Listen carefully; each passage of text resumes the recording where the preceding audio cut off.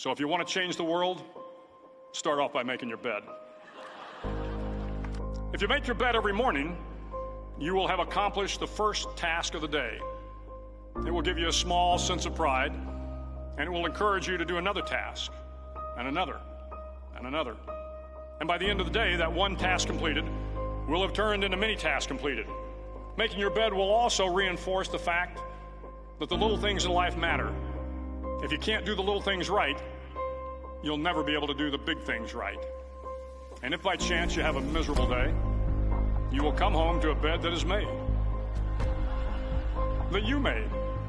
And a made bed gives you encouragement that tomorrow will be better. To pass SEAL training, there are a series of long swims that must be completed.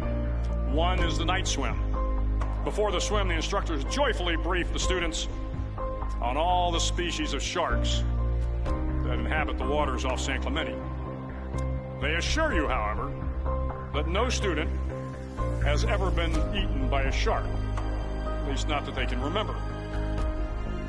But you are also taught that if a shark begins to circle your position, stand your ground.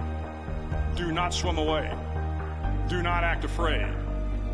And if a shark, hungry for a midnight snack, darts towards you, then summons up all your strength and punch him in the snout, and he will turn and swim away.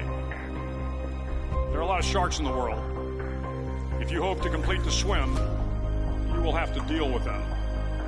So if you want to change the world, don't back down from the sharks. Over a few weeks of difficult training, my SEAL class, which started with 150 men, was down to just 42. There were now 6 boat crews of 7 men each. I was in the boat with the tall guys, but the best boat crew we had was made up of the little guys, the Munchkin crew, we called them. No one was over 5'5". The Munchkin boat crew had 1 American Indian, 1 African American, 1 Polish American, 1 Greek American, 1 Italian American, and 2 tough kids from the Midwest. They out-paddled, outran, and outswam all the other boat crews. The big men in the other boat crews would always make good-natured fun of the tiny little flippers the Munchkins put on their tiny little feet prior to every swim.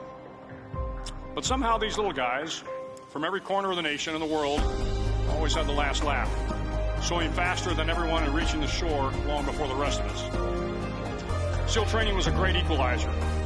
Nothing mattered but your will to succeed, not your color, not your ethnic background, not your education, not your social status.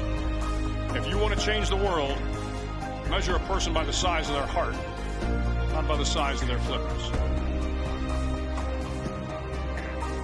The 9th week of training is referred to as Hell Week. It is 6 days of no sleep, constant physical and mental harassment, and 1 special day at the Mud Flats.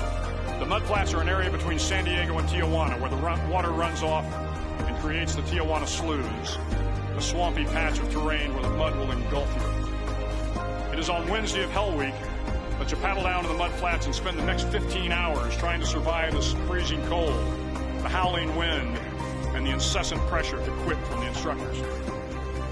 As the sun began to set that Wednesday evening, my training class, having committed some egregious infraction of the rules, was ordered into the mud. The mud consumed each man till there was nothing visible but our heads. The instructors told us we could leave the mud if only 5 men would quit.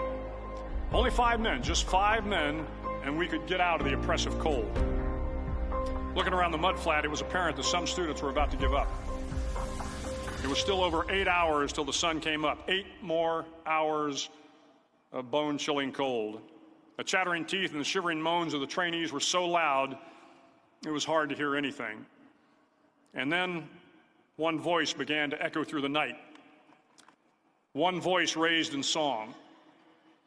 The song was terribly out of tune, but sung with great enthusiasm. One voice became 2, and 2 became 3, and before long, everyone in the class was singing. The instructors threatened us with more time in the mud if we kept up the singing, but the singing persisted. And somehow the mud seemed a little warmer, and the wind a little tamer, and the dawn not so far away. If I have learned anything in my time traveling the world, it is the power of hope.